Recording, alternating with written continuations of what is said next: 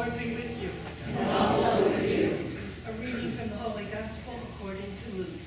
Glory to you, Lord. Then someone called to Jesus from the crowd, "Rabbi, please tell my brother to divide our father's inheritance with me." Jesus replied, "Friend, who made me a judge over you to decide such things or not?" Then Jesus said, "Beware, guard against every kind of greed. Life is not measured by how much you can earn or how much you own." Then Jesus told them a parable.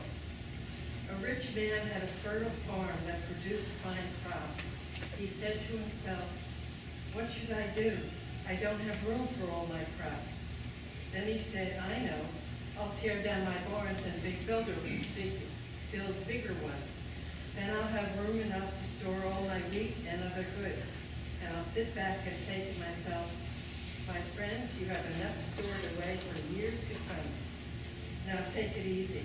Eat, drink, and be merry.' But God said to him, 'You fool, you will die this very night. Then you will get everything you worked for.' Yes, a person is a fool to store up earthly wealth, but not have a rich relationship with God." The Gospel of the Lord. Praise to you, Lord Jesus Christ.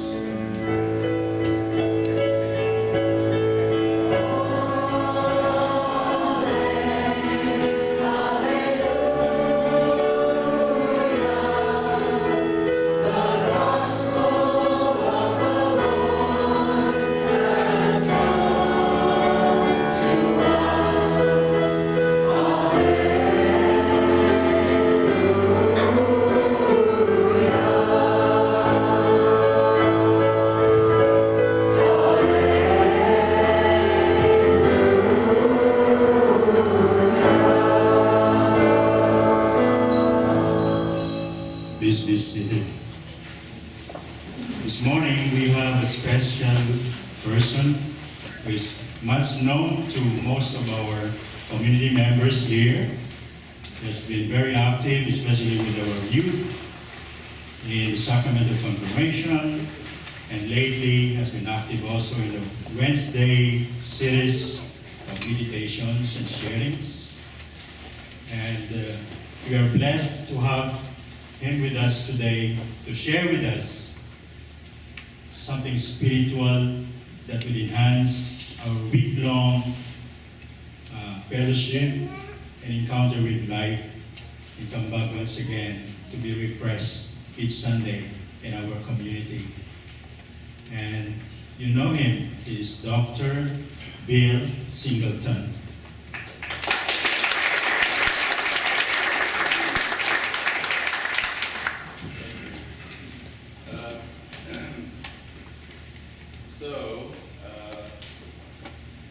Some of you know me. I've been around for, 4 years or so. I started at St. Cecilia's. Some of you know that parish. Some of you have also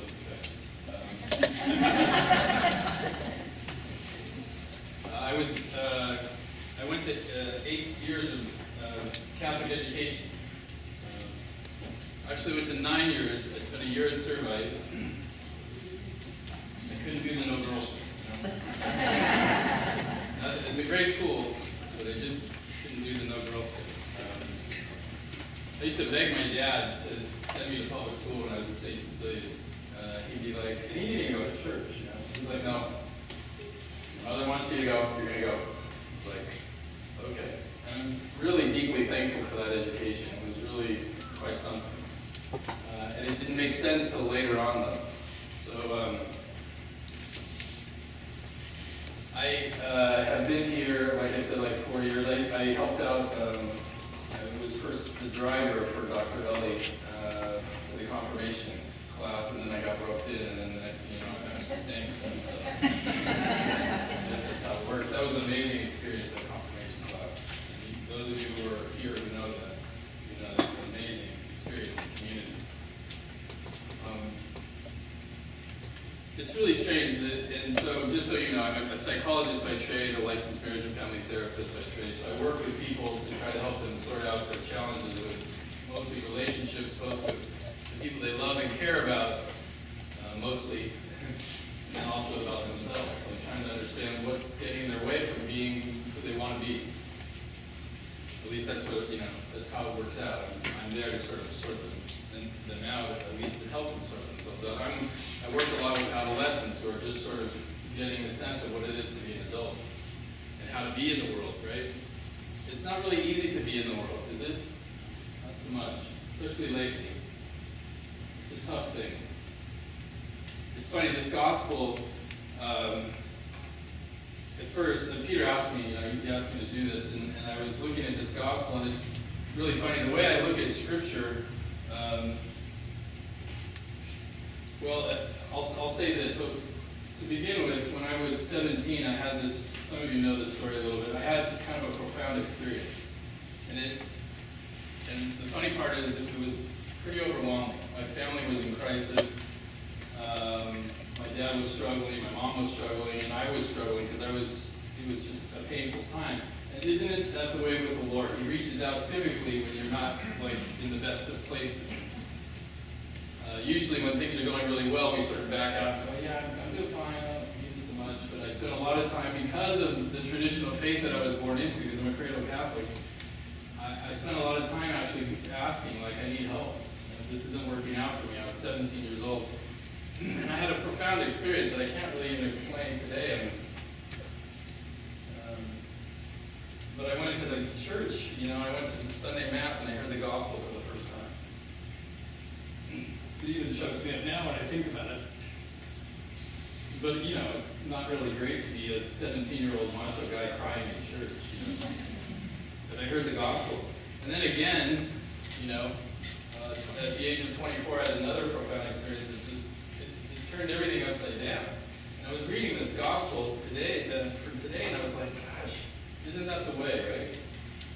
What you're supposed to do when you're growing up is you go to school, and then you get a really good job, and then you get you get married, and you do all the things in order, and life works out really well. It's supposed to build on it.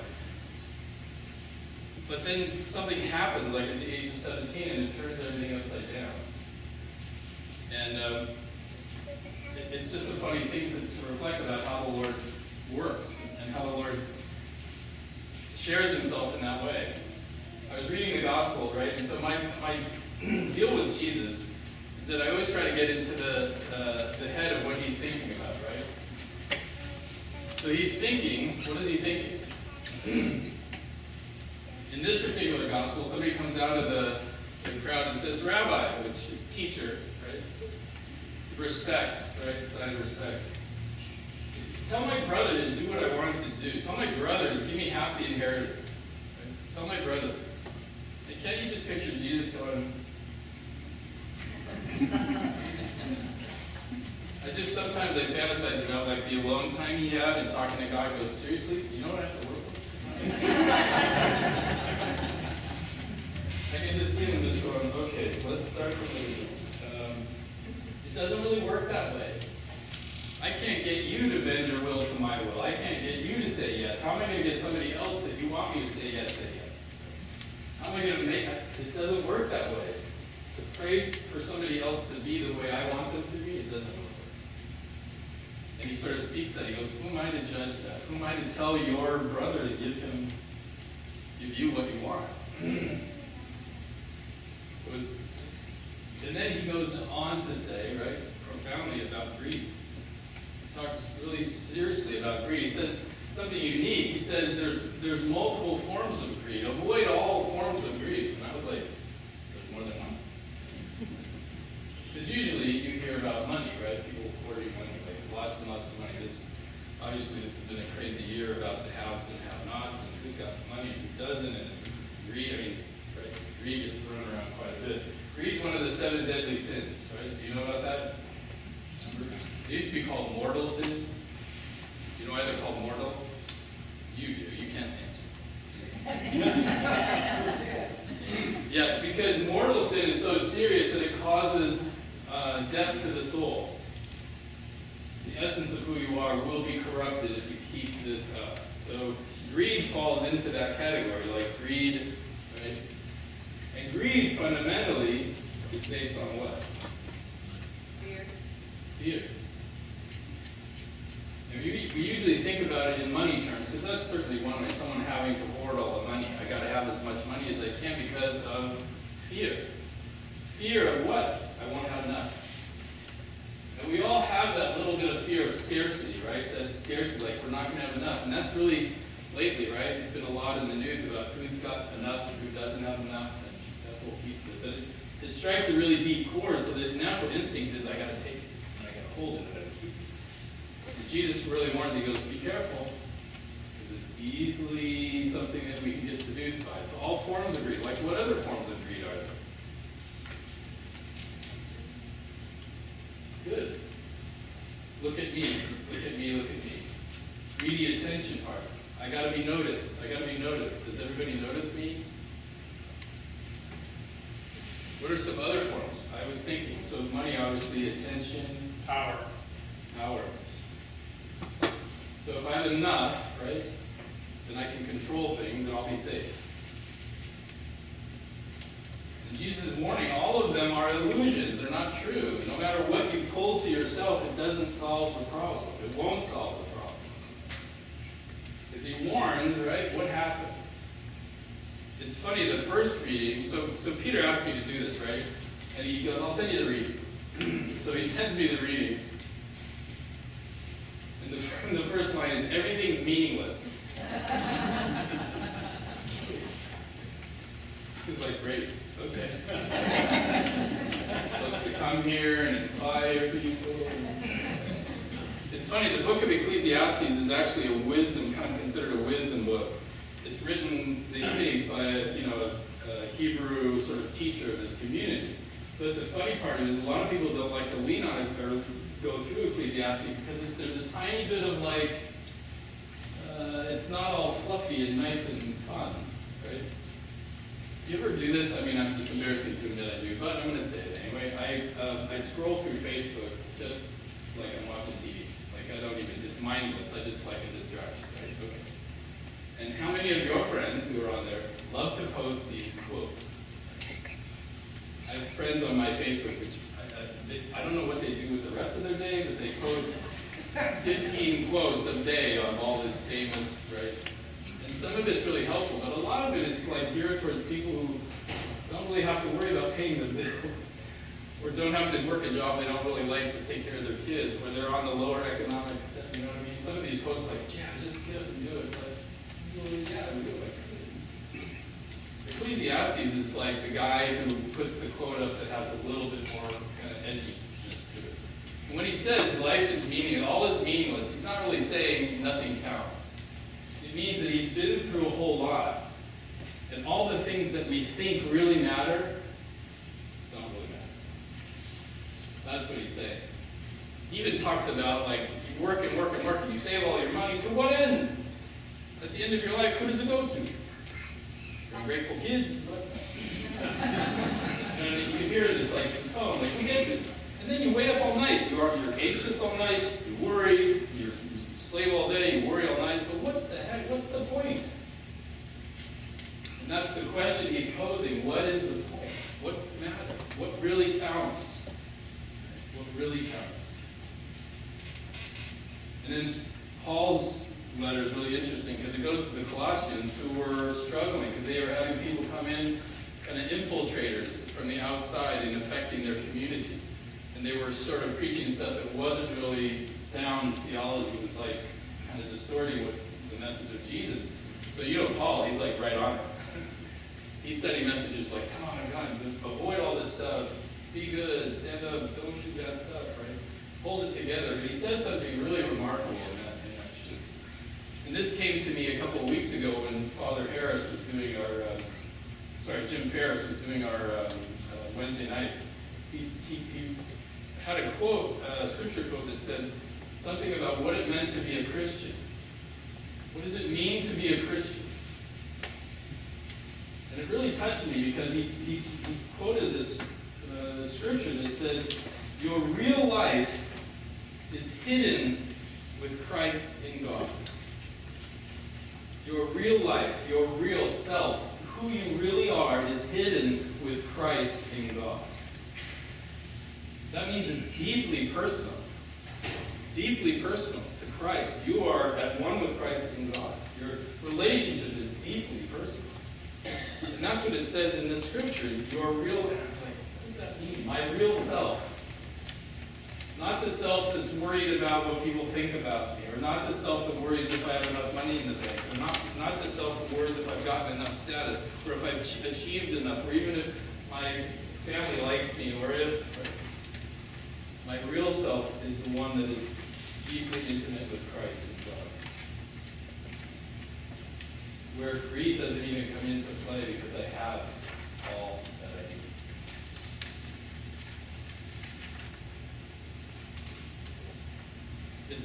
It's a difficult thing though to live out, isn't it? It's tough. Because we want to gather stuff. We want to hold it all together. We want to make sure we're safe, which is normal. But it asks the question, what is this really about? What is the whole point of this, right? Sometimes I sit with clients and they come in and they're just beat up. Life is just taking a toll, right? They're sitting with me and trying to figure out what the point is. What is this all really about? And that's the question really that's being asked. What is life really about? I love Einstein's quote. You've probably heard it. He said, the only life worth living is one lived for others. The only life worth living is the one lived for others. That's like the opposite of greed. It really is. And I'll take it even a step further. The opposite of greed isn't even generosity. Sounds weird, right? At least this is my point of view. When we have abundance, well, sure, we should be giving it away. If we have lots and lots and lots and it's sitting there doing nothing. This is the weird part, okay? Just get a little bit political, not too much. The strange part for me is I can't fathom what it's like to have $1 billion. I can't fathom what that's like. But some people in the world have $1 billion and it just sits in the bank. I don't know, at least maybe this is my Catholic upbringing. I don't know how they sleep at night when they have other people in the world that don't have anything at all. It's out of balance, it seems like. And even that, I have a friend who's an analyst as well. He worked with a client who, the man was wealthy at $10 million. That's a lot. He didn't have to work because the interest just paid his income, right? He went on cruises all the time. He just went from one cruise to the next. He spent all his time on board just going to these exotic places. Absolutely miserable. You know what his greatest fear was? Losing the money. Greatest fear was losing the money. He was just tortured by it. That doesn't sound good. It doesn't sound good. So the idea is, what is it really about? Well, some of you have heard about this thing called the TED Talks, right? Somebody figured out that 19 minutes was the limit of the human attention span. It's probably right? You're like, yeah, that's about right. How long is this running? I was watching it, and this gentleman from Harvard, he's a researcher. He inherited this project that Harvard started 75 years ago. They took a group of guys, you might have seen it, they took a group of guys, graduates, and they all signed up, and they signed up for a longitudinal study. And the project was focused on happiness.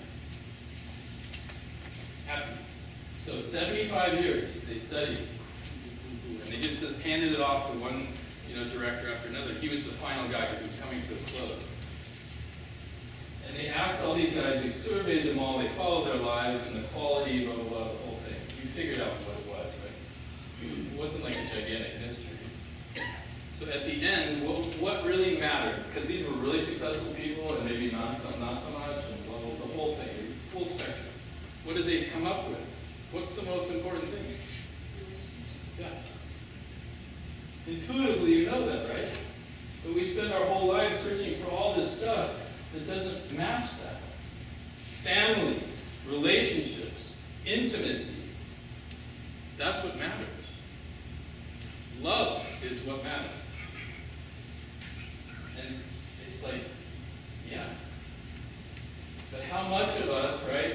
get caught up in that and forget. We forget. Jesus says, ward against greed, because greed distracts us from the reality of relationship. I have to be in relationship with you, with my family, with my friends. And I have to be present to them, right? After the 8 o'clock, someone came up to me and said, I really agree with my time. Right? How many of you don't like people infringing on your time?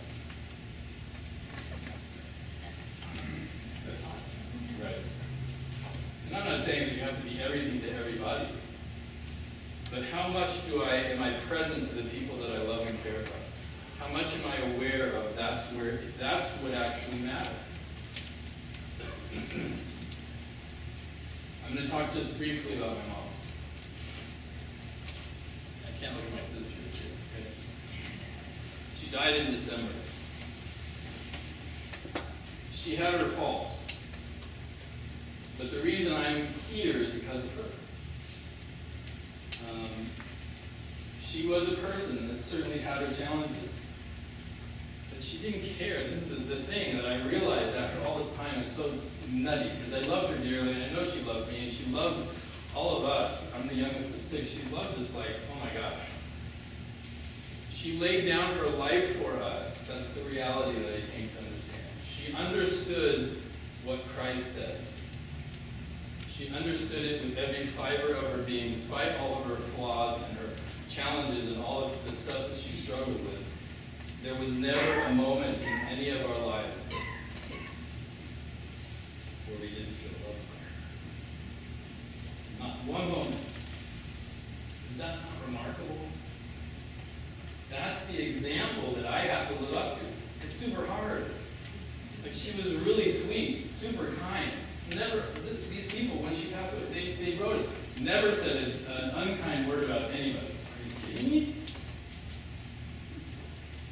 How does a person... So that's the example. So what does it really matter? It matters. She knew intuitively, right? She was a devout person. When my father refused to go to church, she dragged herself. She was devout. And it wasn't like just, doing it because the church said to. She did it because she had a personal relationship with God. And she knew her life was hidden with Christ in God. And it gave her the strength to be who she was. And give me an example that I'm going to have a lot of hard times living up to. But that's what it means. Think about it. All the things that you read about, all the movies that you see, all the times where you question what the point of life is, and then you run across a story where someone sacrifices for another. Remember how you feel. You nod, you're like emotional. It's like someone gets it. My life has meaning. It is important because I have the opportunity to reach out to another, to care for another, to hold someone up, to stand beside them, and show God's mercy. Right? Show God's mercy. Jesus says the fool is the one who gathers and gathers and gathers, but has no relationship with God. It means that, yes, if I had a relationship with God, my eyes would be open, and I would see my brothers and my sisters who need my help. Right? I would reach out to them.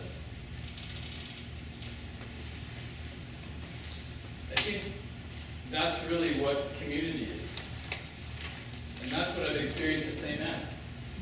Really powerful community. I have to say this just in closing. My experience with the confirmation group blew my mind. Young people coming together, unprompted, caring about each other. It's still, obviously. The groups that I've been involved with here, the prayer groups, Bible study, the service project, the things I've been part of, this is real stuff. It's community. It is relationship. It's what really matters. And then that comes from some place. That means your ability to want to be in relationship with yourself and with those around you. It's the only thing that matters, because fundamentally, Jesus' whole message was love. It wasn't really about anything else except love. Love yourself, love your neighbor, love your enemy. love each other, love your family, care about people that you really have the opportunity to care about, but also care about the people who need even more help, right? People who are seriously struggling. We just can't do it alone. I think that's what this whole thing is, like, we need each other. And that comes, the power and the courage and the strength comes from knowing the Christ hidden in you, your God.